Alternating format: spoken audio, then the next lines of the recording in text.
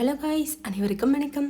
இப்போ தான் நம்ம சேனலுக்கு ஃபர்ஸ்ட் டைம் வரீங்கன்னா மறக்காம நம்ம சேனலை சப்ஸ்கிரைப் பண்ணி வச்சுட்டு பாருங்கள் காய்ஸ். வாங்க கதைக்குள்ளே போகலாம். காமாட்சி பெருமூச்சு விட்டு விட்டு, ஆமாம் ஜானகி, நம்ம மித்ரன் தங்கமான பையன்தான். நம்ம நித்திலாவோட நல்ல மனசுக்கு எல்லாம் நல்லபடியாக தான் நடக்கும். ஆனால் எனக்கு ஏனோ கொஞ்சம் பயமாகவும் இருக்குது ஜானகி. என்னக்கா சொல்கிறீங்க? என்ன பயம் உங்களுக்கு? காமாட்சி லேசாக தடுமாறி, அது வந்து என்ற வார்த்தை வராமல் இழுத்தார். என்னன்னு தான் சொல்லுங்களேங்க்கா. நீங்கள் சொல்லாமல் இப்படியே இருந்தீங்கன்னா நிஜமாவே எனக்கு இங்கேயே ஹார்ட் அட்டாக் வந்துடும் போல இருக்குக்கா. என்ன விஷயம்னு சொல்லுங்கக்கா. காமாட்சி அம்மா பதில் சொல்ல வாய் எடுக்கும்போது பாட்டி சரியாக சமையல் அறைக்குள் நுழைந்தார். பாட்டியை கண்டதும் காமாட்சி அம்மா சட்டென்று பயந்து விஷயத்தை மாற்றி பேசி சமாளிக்க முயன்றார். காமாட்சி பதற்றத்தோடு ஜானகியை பார்த்து, ஜானகி, அத்தைக்கு கொஞ்சம் தண்ணி எடுத்து கொடு. ஜானகி சாமர்த்தியமாக பாட்டியை பார்த்து, அத்தை, முன்னாடி நீங்கள் தண்ணி கேட்டீங்கல்ல, நான் தான் கொடுக்க மறந்துட்டேன் என்று லேசாக தடுமாறிக்கொண்டே தண்ணீரை எடுத்து கொடுத்தாள். ஜானகி அப்படி தடுமாறி பேசுவதையும் காமாட்சி முகத்தை திருப்பிக் கொள்வதையும் பார்த்த பாட்டிக்கு இவர்கள் தன்னிடம் ஏதோ ஒரு பெரிய விஷயத்தை மறைக்கிறார்கள் என்பது புரிந்துவிட்டது. பாட்டி உடனே காமாட்சியின் அருகே வந்து அவளது கையை பிடித்து கொண்டார். காமாட்சி, என்கிட்ட எதையும் மறைக்க முடியாது. என்ன விஷயம்னு என்கிட்ட இப்போவே சொல்லு. காமாட்சி என்ன செய்வதென்று தெரியாமல், அது வந்து அதை நான் உங்ககிட்ட எப்படி சொல்லுதுன்னு தெரியல அத்தை.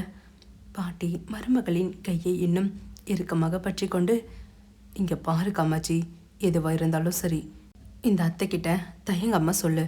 நம்ம குடும்பத்தில் என்ன பிரச்சனையாக இருந்தாலும் நம்ம பேசி அதை இங்கேயே சரி பண்ணிடலாம். சொல்லுப்பா என்று அதிகாரமும் பாசமும் கலந்த குரலில் கேட்டார். பாட்டி அப்படி விடாமல் கேட்க காமாட்சி அம்மா என்ன சொல்வதென்று தெரியாமல் திகைத்து நின்றார். ஜானகியும் ஒரு புறம் ஆவலோடு பார்க்க காமாட்சி அம்மா தன் கண்கள் கலங்க பாட்டியையும் ஜானகியையும் மாறி மாறி திகைப்போடு பார்த்து கொண்டே நின்றார். பாட்டி காமாட்சி அம்மாவின் கைகளை தன் கைகளுக்குள் இறுக்கமாக பற்றி கொண்டு, சொல்லு காமாட்சி, என்ன விஷயம் என்று பாசத்தோடு பிடிவாதத்தோடும் கேட்க, காமாட்சி அம்மாவுக்கு மேல் கொண்டு உண்மையை மறைக்க தெம்பில்லை. தன் நெஞ்சுக்குள் இத்தனை காலமாய் போட்டி வைத்திருந்த அந்த ரகசிய பாறை ஒடிந்து சிதறுவது போல அவரது கண்கள் அப்படியே கலங்கி போயின. உதடுகள் நடுங்க ஜானகியையும் பாட்டியையும் பார்த்தவர் அந்த பெருவெடிப்பை நிகழ்த்தினார். காமாட்சி தண்ணீரை தாரை தாரையாக கன்னங்களில் வழிய, அது வந்து அத்தை, மித்ரனோட அப்பா இறந்து போகிறதுக்கு காரணம் என்று சொல்லி அப்படியே வார்த்தைகள் வராமல் விம்மினாள். அவள் சொன்ன அந்த பாதி வார்த்தையை கேட்டதுமே ஜானகியின் உடம்பில் ஒரு நடுக்கம் எடுத்தது. கைகளில் இருந்த பாத்திரத்தை அப்படியே மேடையில் வைத்துவிட்டு காமாட்சி அம்மாவின் அருகே வந்து அவளது தோள்களை பிடித்து உலுக்கினாள்.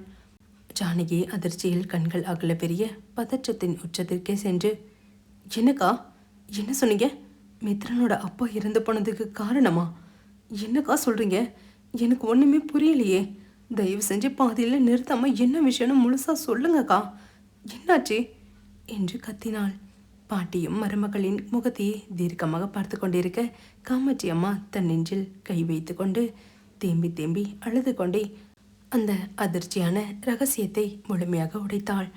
காமாட்சியோ, மித்ரனோட அப்பா இறந்து போறதுக்கு காரணம் நம்ம நித்திலாவோட அப்பா தான் ஜானகி என்று அலறினாள். டங் என்று ஒட்டுமொத்த சமையலறையும் அந்த வீடும் ஒரு நொடி அப்படியே உறைந்து போனது போல இருந்தது.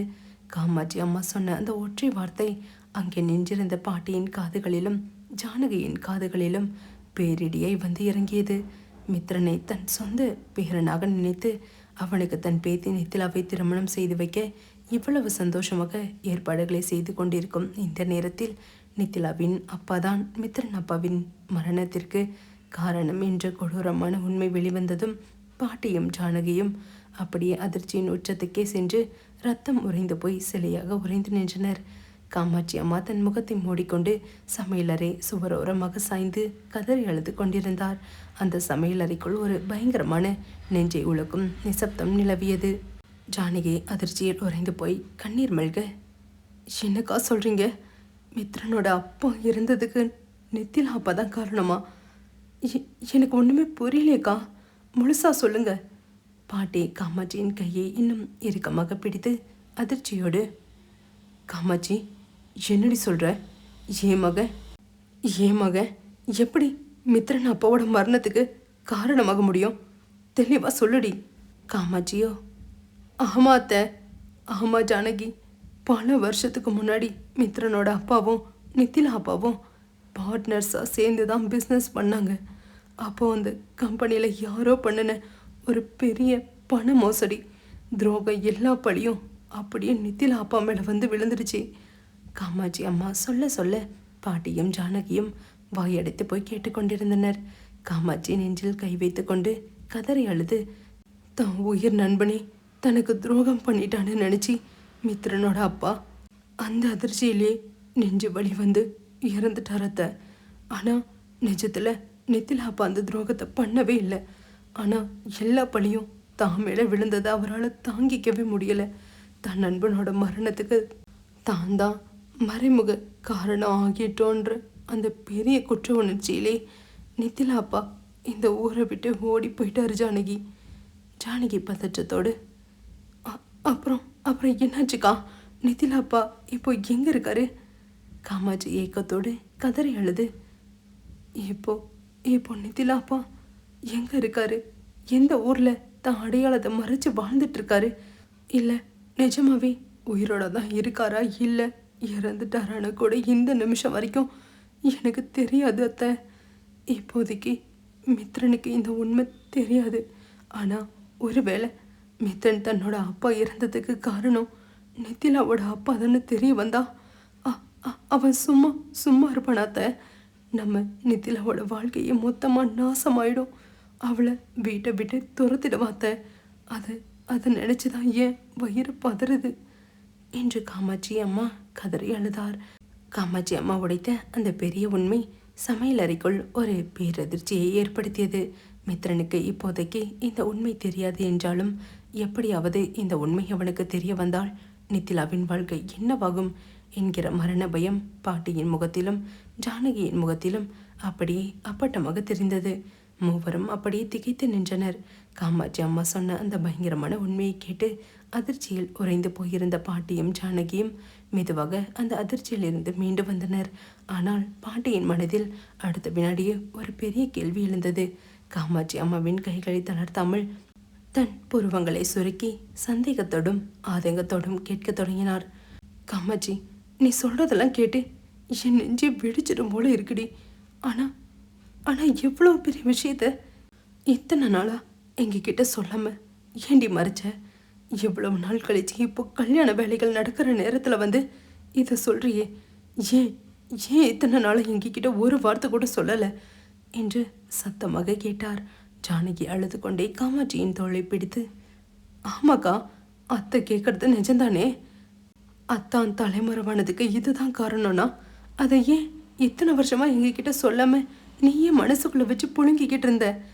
ஏக்கா எங்ககிட்ட சொல்லலை என்று கத்தி கேட்டாள். பாட்டியும் ஜானகியும் அப்படி ஒழுக்கி கேட்கவும் காமாட்சி அம்மா தன் முகத்தை பொத்திக்கொண்டு இன்னும் சத்தமாக விம்மி அழத் தொடங்கினார்.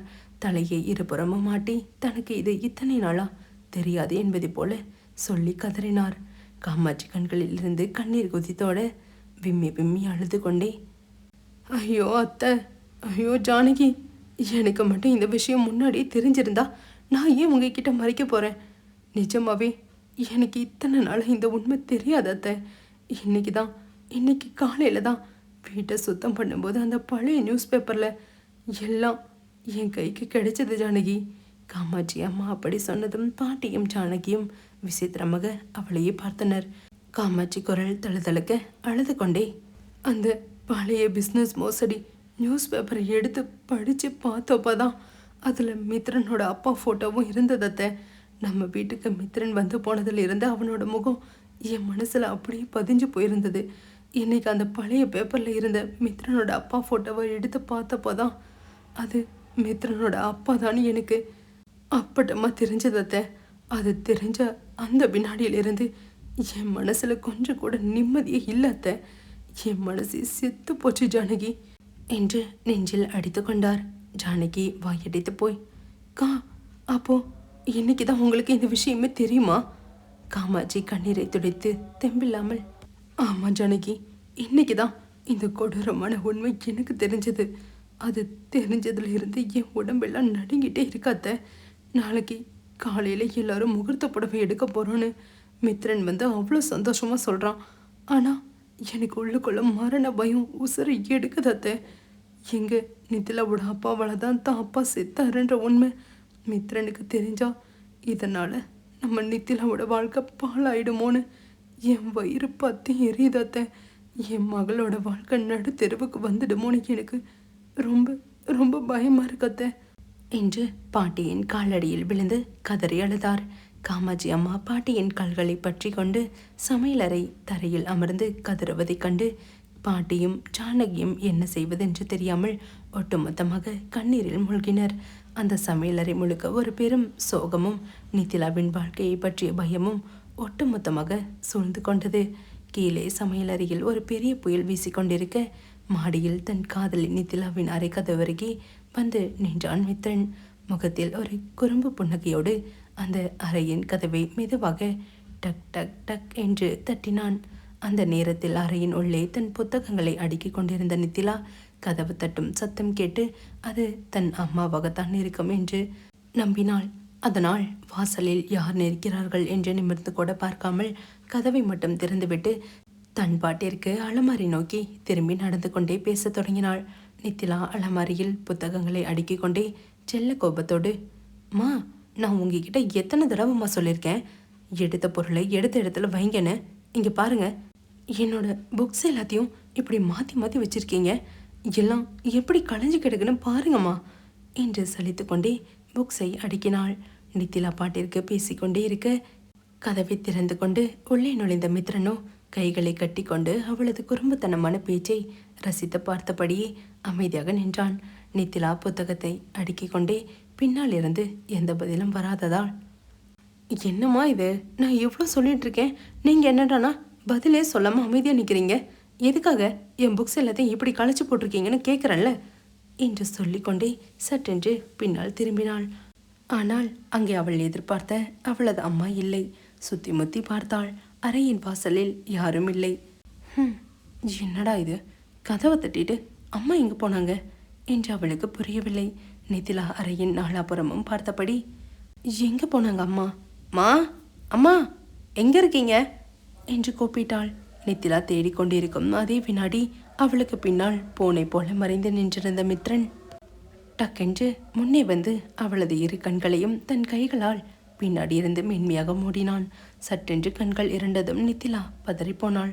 நித்திலா பதற்றத்தோடு, அச்சோ, யார் அது, கையை எடுங்க என்று தன் கண்களின் மேல் இருந்த அந்த மென்மையான கைகளை தன் பிஞ்சு விரல்களால் தொட்டு பார்த்தாள்.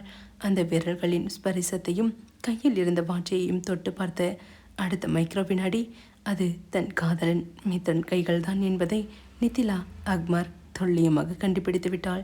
அவளது மனத்திற்குள், மித்ரன், நீங்களா? என்கிட்டயே உங்கள் விளையாட்டை காட்டுறீங்களா? இருங்க, உங்களை வச்சுக்கிறேன் என்று நினைத்து கொண்டாள். ஆனால் அதை வெளியே காட்டிக்கொள்ளாமல் மித்ரனை கடுப்பேது ஒரு மாஸ் பிளான் போட்டாள். நித்திலா குறும்பு புன்னகையோடு, எனக்கு யாருன்னு தெரிஞ்சிடுச்சே, கையை எடுங்க. நித்திலாவுக்கு தெரிந்து விட்டது என்று நினைத்து மித்ரன் பின்னால் நின்றபடி மெதுவாக சிரிக்கத் தொடங்கினான். நித்திலா மித்ரனை வம்புக்கு இழுக்கும் துணியில், எனக்கு நல்லா தெரியும். டே சூர்யா, நீ தானே இது? இல்லைனா தினேஷா இருக்குமா? இல்லை, சுரேஷ். கண்டிப்பாக இது வருண் தான். வருண், நீ தானடா இது? எனக்கு தெரியும், கையை எடு என்று வேண்டுமின்றி 4 பசங்க பேரை சொன்னாள். வருண், சூர்யா, தினேஷ் என்ற பெயர்களை கேட்ட அடுத்த வினாடி மித்ரனின் முகத்தில் இருந்த சிரிப்பு அப்படியே மறைந்து அவனது அந்த பொசசிவ்னஸ் தலைக்கேறியது. டக்கென்று அவளது கண்களில் இருந்து கைகளை எடுத்தவன் நித்திலா விலகி போவதற்குள் அவளது கையை பற்றி அப்படியே பின்னால் இருந்த சுவரோடு சேர்த்து இழுத்து சாய்த்தான்.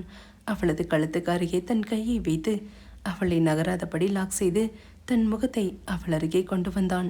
அவன் இவ்வளவு நெருக்கமாக வந்து நின்றதும் அவனது கோபத்தை பார்த்த நித்திலாவின் இதழ்களில் ஒரு அழகான புன்னகை அரும்பியது. மித்ரன் செம பொசசிவ் கோபத்தோடு அவளது கண்களை உற்று பார்த்து, என்னடி, யாரடி அவன்? சுரேஷ், தினேஷ், வருண்லாம் எவன்டியா அவனுங்க? ஏன் முன்னாடி அவனுங்க பேரை சொல்கிற என்று கடுக்கடுத்தான். நித்திலா அவனது கோபத்தை ரசித்தபடி தோளை குலுக்கி, அவங்க எல்லாரும் என்னோட பாய் ஃப்ரெண்ட்ஸ் என்று கூலாக சொன்னாள். நித்திலா அப்படி சொன்னதும் மித்ரனுக்கு கோபம் வருவதற்கு பதிலாக அவளுக்கு பாய் ஃப்ரெண்ட்ஸா என்ற நினைப்பில் அவனால் சிரிப்பை அடக்கவே முடியவில்லை. அப்படியே கையை எடுத்துவிட்டு பயங்கரமாக விழுந்து விழுந்து சிரிக்கத் தொடங்கினான். மித்ரன் வயிற்றை பிடித்து கொண்டு சிரித்தபடி, என்ன என்ன சொன்ன? உனக்கு பாய் ஃப்ரெண்ட்ஸா? உனக்காடி என்று அவளை பயங்கரமாக கிண்டல் செய்து சிரித்தான். மித்ரனை கடுப்பேத்தலாம் என்று நினைத்த நித்திலாவுக்கு அவன் தன்னை இப்படி பார்த்து கேலி செய்து சிரிப்பதைக் கண்டு செம்ம கடுப்பாகிவிட்டது. முகம் அப்படி சுருங்கி போனது. நித்திலா உதட்டை பிதுக்கி கொண்டு கோபமாக, ஏன் சார் இப்போ எதுக்கு இப்படி விழுந்து விழுந்து சிரிக்கிறீங்க? எனக்கெல்லாம் பாய் ஃப்ரெண்ட்ஸ் யாரும் இருக்கக்கூடாதா என்ன? அதெல்லாம் நிறைய பேர் இருக்காங்க, புரியுதா என்று சலித்து கொண்டாள். மித்ரன் மீண்டும் அவளை பார்த்து நக்கலாக சிரித்தபடி, இருப்பாங்க இருப்பாங்க. மித்ரனை வம்புக்கு இழுக்க நினைத்த நித்திலாவை இப்பொழுது மித்ரன் திரும்பி வம்புக்கு இழுத்து கடுப்பேற்றி கொண்டிருந்தான். நித்திலா கடுப்பின் உச்சத்துக்கே சென்று கைகளை காற்றில் ஆட்டி, மித்ரன், இப்போ நீங்கள் இந்த சிரிப்பை நிறுத்த போறீங்களா இல்லையா? தேவையில்லாமல் சிரிக்காதீங்க மித்ரன். மித்ரன் சிரிப்பை மெதுவாக கட்டுப்படுத்தி கொண்டு, சரி சரி ஓகே கூல் டார்லிங் என்று சொல்லிக்கொண்டே அப்படியே அங்கிருந்து அவளது மெத்தையில் ரிலாக்ஸாக வந்து அமர்ந்தான். மெத்தையில் அமர்ந்திருந்த மித்ரனின் அருகே விறுவிறுவென்று நடந்து வந்த நித்திலா தன் இரு கைகளையும் மார்புக்கு குறுக்கே கட்டிக்கொண்டு கெத்தாக அவனுக்கு முன்னால் வந்து நின்றாள். நித்திலா தலையை சிலுப்பி கொண்டு, என்னை பற்றி உங்களுக்கு இன்னும் முழுசாக தெரியாது மித்ரன். எனக்கு வெளியில் ஏகப்பட்ட ஃப்ரெண்ட்ஸ் இருக்காங்க. ஆமாம் என்று பந்தாவாக சொன்னாள். மித்ரன் மெத்தையில் அமர்ந்தபடி அவளை கீழிருந்து மேலாக பார்த்து தன் உதட்டை கடித்து, அப்படியா மேடம், நிறைய ஃப்ரெண்ட்ஸ் இருக்காங்களோ என்று இழுத்தவன் அடுத்த மைக்ரோ வினாடி சட்டென்று நித்திலாவின் கையை பற்றி தன் பக்கமாக பலமாக இழுத்தான். அவன் அப்படி அழாதி வேகத்தில் இழுக்க நித்திலா நிலை தடுமாறி அப்படியே மெத்தையில் அமர்ந்திருந்த மித்ரனின் மடி மீது சடார் என்று வந்து விழுந்தாள். அவளது கைகள் மித்ரனின் தோள்களை இறுக்கமாக பற்றி கொள்ள இருவரின் முகங்களும் வெறும் சில இன்ச் இடைவெளியில் ஒன்றோடொன்று நெருங்கி நின்றன. மித்ரன் சட்டென்று கையை பற்றி இழுத்த அந்த ஒற்றை நொடியில் நித்திலா நிலை தடுமாறி அவனது மடி மீது சரிந்தாள். அவளது இரு கைகளும் அவனது தோள்களை இறுக்கமாக தஞ்சமடைய இருவரின் முகங்களும் வெறும் நூலிலே இடைவெளியில் வந்து நின்றன. நித்திலா திகைப்போடு பார்க்க மித்ரனின் கண்கள் அவளது முகத்தில் தேங்கியிருந்த வெட்கத்தை அங்களும் அங்களுமாக ரசித்தன. நித்திலா நெஞ்சு பலமாக படபடவென துடிக்க அவனது மடியில் இருந்து எழ முயன்றபடி, மித்ரன், என்ன பண்ணுறீங்க மித்ரன்? முதல்ல கையை எடுங்க. கீழே கீழே எல்லாரும் இருக்காங்க மித்ரன். யாராவது டக்குன்னு ரூம்குள்ளே வந்துட போகிறாங்க, விடுங்க என்று குரல் தழுக்க கெஞ்சினாள். மித்ரன் அவளை இழவிடாமல் தடுத்து மெதுவாக அவளது இடையின் மீது தன் கை விரல்களை பதித்து அவளது உடலை தன் உடலோடு இன்னும் நெருக்கமாக இறக்கியபடி, மாட்டேனே, இப்போது என்னவோ பெரிய சீன் காட்டினே மேடம். ஏகப்பட்ட பாய் ஃப்ரெண்ட்ஸ் இருக்காங்க, ஃப்ரெண்ட்ஸ் லிஸ்ட் நீளமாக இருக்குன்னு இப்போ சொல்லுடி, அவனுங்கெல்லாம் இப்போ எங்கே இருக்கானுங்க என்று அவளது இதழ்களுக்கு மிக அருகில் தன் உதடுகளை கொண்டு சென்று கரகரப்பான குரலில் கிசுகிசுத்தான். நித்திலா அவனது மூச்சுக்காற்று தன் முகத்தில் சுட சுட படுவதை உணர்ந்து வெட்கத்தில் கண்கள் சொருக, மித்ரன் ப்ளீஸ் விளையாடாதீங்க, நான் சும்மா உங்களை கடுப்பேத்து தான் அப்படி போய் சொன்னேன், எனக்கு யாரும் இல்லை என்று அவனது மார்பில் தன் கைகளை வைத்து மென்மையாக முட்டினாள். மித்ரன் அவளது தவிப்பை கண்டு கள்ளத்தனமாக புன்னகைத்தபடி தன் இடையில் இருந்த கையின் பிடியை இன்னும் சற்றே இறுக்கி அவளை அப்படியே மெத்தையின் மீது மெதுவாக சாய்த்தான். மித்ரன் அவளை மெத்தையில் சரித்த அந்த வேகத்தில் நித்திலாவின் இடுப்பில் இருந்த புடவை முந்தானை மொத்தமாக நழுவி அவளது அழகான இடைப்பகுதியை அப்பட்டமாக காட்சியளித்தது. இதோட இந்த எபிசோட் முடியுது. நெக்ஸ்ட் எபிசோடில் என்ன நடக்க போகுதுன்னு பார்க்கலாம். மறக்காமல் நம்ம சேனலை சப்ஸ்கிரைப் பண்ணி வச்சுட்டு பாருங்கள் கைஸ். இந்த எபிசோடு எப்படி இருந்ததுன்னு மறக்காமல் கமெண்ட்டில் சொல்லுங்கள். இந்த வீடியோக்கு ஒரு லைக் பண்ணிவிட்டு நம்ம சேனலை சப்போர்ட் பண்ணுங்கள் கைஸ். அடுத்த வீடியோவில் உங்களை சந்திக்கிறேன். தேங்க்ஸ் ஃபார் வாட்சிங். Love you guys. பாய்.